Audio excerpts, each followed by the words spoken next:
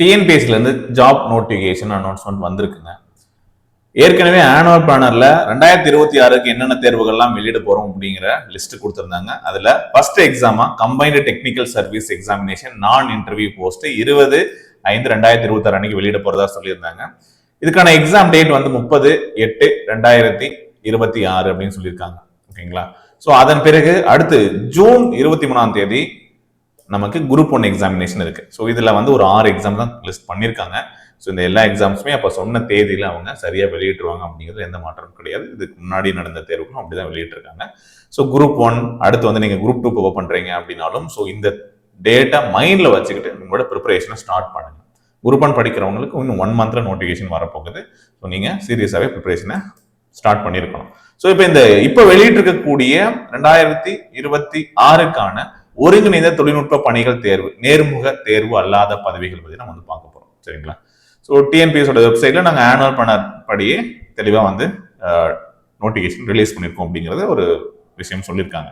So application என்னையிலிருந்து start ஆகுது அப்படின்னு பார்த்தோம்னா அப்ளிகேஷன் 27/5/2026 ஸ்டார்ட் ஆகுது. ஓகேங்களா?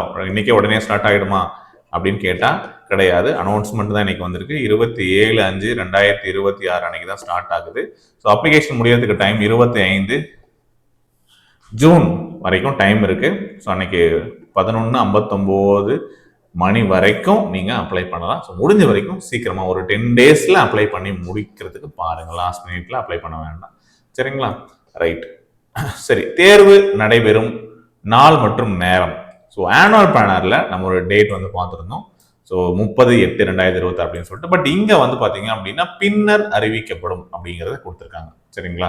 அது தாள் 1 தமிழ் தகுதி தேர்வு, பொது அறிவு, திறனறிவு மற்றும் மனக்கணக்கு நுண்ணறிவு. சரிங்களா? அதாவது நமக்கு தமிழ் எலிஜிபிலிட்டி இருக்கு. தமிழ் எக்ஸாம்ஸ் அதுல ஒரு 100 கொஸ்டின் கேட்பாங்க. ஜிஎஸ்ல ஒரு 75, மேக்ஸ்ல வந்து பாத்தீங்க அப்படின்னா ஒரு 25 கொஸ்டின்ஸ். ஸோ இதுதான் 200 கொஸ்டின்ஸான பேட்டர்ன். ஓகேங்களா? ஸோ அதே மாதிரி தாள் 2 பார்த்தோம் அப்படின்னா ஒவ்வொரு டிபார்ட்மெண்ட் நான் டெக்னிக்கல் தானே, வேளாண்மை, இயந்திரவியல், தானியங்கி மற்றும் அமைப்பியல். ஸோ இந்த மாதிரி ஒவ்வொரு டிபார்ட்மெண்டல் எக்ஸாம் கோடு வந்து கொடுத்துருப்பாங்க. அதாவது சப்ஜெக்ட் கோடு கொடுத்துருப்பாங்க. அதன் பிரகாரம் சிலபஸ் பின்னாடி கொடுத்துருப்பாங்க. ஸோ அதுக்கான தேர்வு தேதியில் பின்னர் அறிவிக்கப்படும் அப்படின்னு சொல்லியிருக்காங்க. சரிங்களா? ஓகே, தாழ் வாரியாக தேர்வு நடைபெறும் தேதி அறிவிக்கப்படும் அப்படின்னு சொல்லியிருக்காங்க. ஸோ நான் இப்போ பார்த்துட்டு இருக்கக்கூடியது தமிழ் நோட்டிஃபிகேஷன். ஸோ உங்களுக்கு இங்கிலீஷ்ல இருக்கக்கூடிய நோட்டிஃபிகேஷன் வேணும்னாலும் அவைலபிளா இருக்கு. ஸோ அந்த நோட்டிஃபிகேஷன் நீங்க வந்து செக் பண்ணிக்கலாம். ஸோ இங்க பாருங்க. ஓகே, ஸோ என்ன சார் தமிழில் வந்து civil engineering, business administration, basics of engineering, okay, architecture, archaeology, agriculture, chemistry, zoology, botany, இந்த மாதிரி இவங்க எல்லாத்துக்குமே வந்து இந்த எக்ஸாம்ஸ் வந்து அனௌன்ஸ்மெண்ட் கொடுத்துருக்காங்க அப்படிங்கிறத தெரிஞ்சுக்கோங்க. ஓகேங்களா? ஸோ அது எலிஜிபிலிட்டி வந்து நீங்கள் வந்து ஒரு வாட்டி பார்த்துக்கலாம். ஸோ அப்ளை பண்ணுறது டிஎன்பிஎஸ்சி எக்ஸாம்ஸ் அப்படிங்கிற வெப்சைட்டில் போயிட்டு நம்ம அப்ளை பண்ணிக்கலாம். ஒன் டைம் ரெஜிஸ்ட்ரேஷன் ஏற்கனவே பண்ணியிருந்தால் இதை ஃபில் பண்ணிக்கலாம். அப்படி இல்லைன்னா ஒன் டைம் ரெஜிஸ்ட்ரேஷன் கம்ப்ளீட் பண்ணதுக்கு பிறகு வந்து நம்ம அப்ளிகேஷன் வந்து ஸ்டார்ட் பண்ணணும். ஸோ மறக்காமல் ஒன் டைம் ரெஜிஸ்ட்ரேஷன் கம்ப்ளீட் பண்ணதுக்கு பிறகு உங்களோட அப்ளிகேஷனை கண்டினியூ பண்ணுங்க. ஓகேவா? சரி, அடுத்து வந்து ஸோ பாடத்தாள் விருப்ப தேர்வு. சரிங்களா? ஸோ பாடத்தாள் தேர்வு செய்யறது வந்து பார்த்தோம் அப்படின்னா எப்படி செய்யணும் அப்படின்னா இணையவழி விண்ணப்பத்தில் நம்ம ஃபில் பண்ணிடுவோம். ஸோ முன்கூட்டியே வந்து ஆன்லைன் அப்ளிகேஷனில் ஃபில் பண்ணிடுவோம். ஸோ அது அந்த பாடத்தால் மட்டுமே தேர்வு எழுத தேர்ந்தெடுக்க வேண்டும். உங்களுக்கு என்ன கல்வி தகுதி இருக்கோ, எந்த பாடத்தில் படிச்சிருக்கீங்களோ, ஓகே, அதுக்கு இணையான தகுதியினை பெற்றிருக்கின்ற அந்த பாடத்தாள்கள் மட்டுமே தேர்வு எழுத தேர்ந்தெடுக்க வேண்டும் அப்படின்னு சொல்லிட்டாங்க. சரியா? ஸோ அதனால் அதை நோட் பண்ணிக்கோங்க. ஓகே, ஸோ எவ்வளோ போஸ்ட்டு எங்கெங்கே இருக்குது அப்படிங்கிற அப்டேட்டு. ஸோ மொத்தமாக தற்போது வெளியிட்டிருக்கக்கூடிய இந்த இதில் ஓகே, மொத்தமாக இப்போ பார்த்தோம் அப்படின்னா 45 போஸ்ட் கொடுத்துருக்காங்க. 461 காலி இடங்கள் கொடுத்துருக்காங்க. சரிங்களா? ஸோ இது வந்து போஸ்ட் வைஸ் வேகன்சி தான். ஸோ இதில் வந்து பார்த்தோம் அப்படின்னா உங்களுக்கு இன்னும் ரிசர்வேஷன் அப்படிங்கிறது எல்லாமே இருக்குது. ஸோ இது தெரிஞ்சுக்கோங்க. டீட்டெயில்டான நோட்டிஃபிகேஷன் ஒரு வாட்டி நீங்கள் ரீட் பண்ணி பார்த்தீங்க அப்படின்னா தெரியும். வயது வரம்பை பொறுத்த வரைக்கும் 1/7/2026 அன்னைக்கு தேர்வர்கள் அனைத்து பதவிகளுக்கும் 21 வயது கம்ப்ளீட் ஆகிருக்கணும். ஓகேங்களா? உச்ச வயது வரம்பு பற்றி நம்ம பார்க்கணும் அப்படின்னா ஒவ்வொரு போஸ்ட் வைஸ், ஓகேங்களா, அந்த போஸ்ட்டுக்கான உச்ச வயது வரம்பு அப்படிங்கிறது கொடுத்துருக்காங்க. இப்போ ஜென்ரல் கேட்டகரி வருவாங்க இல்லையா, அதாவது பிசி, எம்பிசி, பிசிஎம் இவங்கெல்லாம் தவிர்த்து ஜென்ரல் இருக்கக்கூடிய கேண்டிடேட்ஸ்க்கு இந்த வயது வரம்பு. இந்த பர்டிகுலர் போஸ்ட்டுக்கு 32, இளநிலை புகைப்படக்காரர் அப்படின்னா அதுக்கான உச்சபட்ச வயது வந்து பார்த்தீங்க அப்படின்னா 42, அந்த மாதிரி லிஸ்ட் பண்ணியிருக்காங்க. ஸோ அதில் வந்து முன்னாள் இராணுவத்தினர், ஆதரவற்ற விதவை அப்படிங்கிறதுக்கான ஏஜ் லிமிட் அப்படிங்கிறதையும் கொடுத்துருக்காங்க. ஸோ நீங்கள் வந்து நம்ம பார்த்துக்கலாம். ஸோ அப்படி தான் வந்து செக் பண்ணணும். ஓகே, ஸோ இதில் பாருங்கள் இன்னும் கிளியராக இருக்கும். ஓகேங்களா. ஸோ இந்த 34 இயர்ஸ்லாம் வந்து பார்த்தீங்கன்னா போஸ்ட் கிராஜுவேட் டிகிரி அக்ரிகல்ச்சர் அந்த மாதிரி அதுக்கும் என்ன எக்ஸ்ட்ரா ஏஜ் லிமிட் ஏன் கொடுக்குறாங்க அப்படிங்கிறதையும் மென்ஷன் பண்ணியிருக்காங்க. ஓகேங்களா.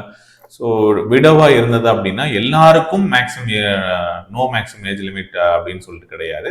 ஸோ ஃபர்ஸ்ட் இருக்கக்கூடிய இந்த 4 போஸ்ட்டுக்குமே வந்து ஏஜ் லிமிட் இருக்கு. அதன் பிறகு வரக்கூடிய போஸ்ட்டுக்கு தான் நோ ஏஜ் லிமிட் அப்படின்னு சொல்லி கொடுத்துருக்காங்க.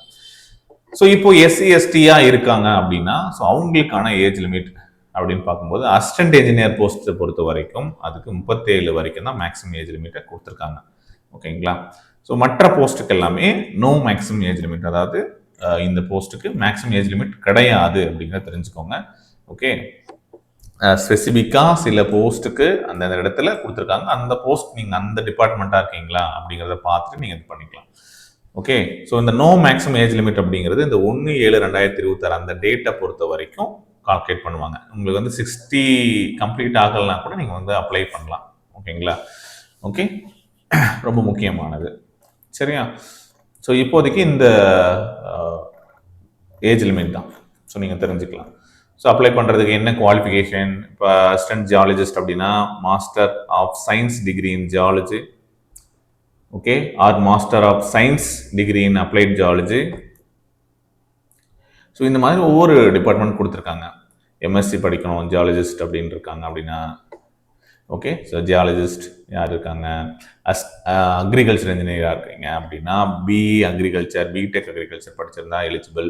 அப்படி இல்லை BE mechanical or BE civil, BTech automobile engineering, so இந்த மாதிரி சில டிபார்ட்மெண்ட்லாம் கொடுத்துருக்காங்க. அது கூடவே நீங்கள் என்ன பண்ணோம் அப்படின்னா so candidate possessing the qualification in item shall be considered only if no candidates with qualification on item 1 is available. அதாவது இந்த அசிஸ்டன்ட் இன்ஜினியரிங்க்கு இந்த பிஇ அக்ரிகல்ச்சர் யாரும் அப்ளை பண்ணல அப்படின்னா தான் இந்த செகண்ட் கேட்டகரியை கன்சிடர் பண்ணுவாங்க அப்படிங்கிறத சொல்கிறாங்க. சரிங்களா.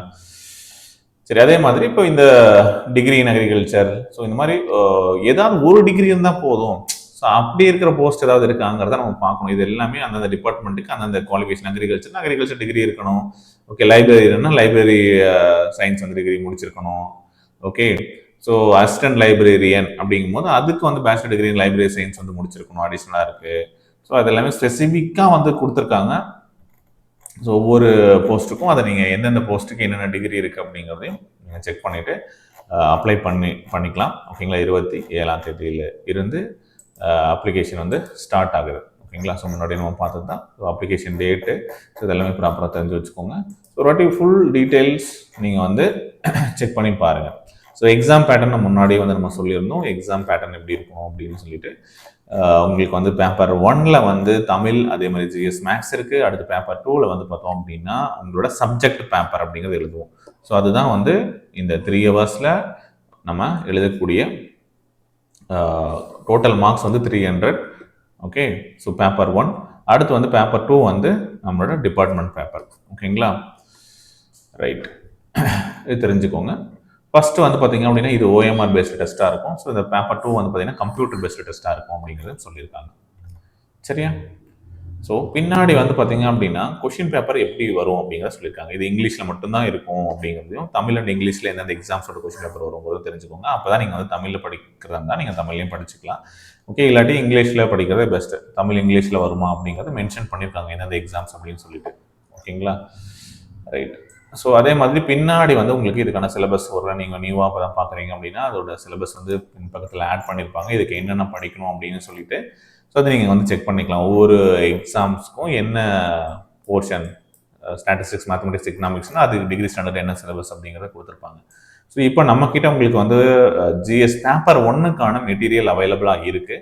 ஸோ நீங்கள் இதில் ஏதாவது ஒரு டிகிரியில் இருக்கீங்க, உங்களுக்கு எக்ஸாம்ஸ் ப்ரோ பண்ண போகிறீங்க, உங்களுக்கான ஸ்டடி மெட்டீரியல் வேணும் அப்படின்னு நினச்சிங்கன்னா ஸோ இதில் இருக்கக்கூடிய பேப்பர் 1 நாம் சொன்ன மாதிரி maths, GS plus Tamil. So இதுக்கான ஸ்டடி மெட்டீரியல் அவைலபிளாக இருக்குது. தேவைப்படுறவங்க நீங்கள் வந்து ஆர்டர் பண்ணி வாங்கிக்கலாம். ஸோ அதுக்கு ஸ்க்ரீனில் இருக்கக்கூடிய நம்பருக்கு நீங்கள் வந்து வாட்ஸ்அப் பண்ணுங்கள். அப்படி இல்லைன்னா வெப்சைட் லிங்க் கொடுக்குறேன். ஸோ இங்கே கொடுத்துருக்காங்க இல்லையா, தமிழ் பேப்பர் 10ஆம் வகுப்பு தரம். ஸோ இதுக்கான புக்ஸு, அதே மாதிரி நமக்கு அடுத்து பார்ட் பியில் வந்து ஜென்ரல் சயின்ஸு, ஜாகிரஃபி, அப்புறம் history, culture, INM, Indian polity, Indian economy, development administration Tamil Nadu, history, culture, அப்புறம் வந்து உங்களுக்கு மேத்தமெட்டிக்ஸ், ஆப்டிடியூட் ரீசனிங். சரிங்களா? ஸோ இது பிவைக்கு புக்ஸும் அவைலபிளாக இருக்குது. தமிழ் அண்ட் மேக்ஸு இதெல்லாமே ரெடியாக இருக்குது, நீங்கள் வாங்கிக்கலாம். ஓகே.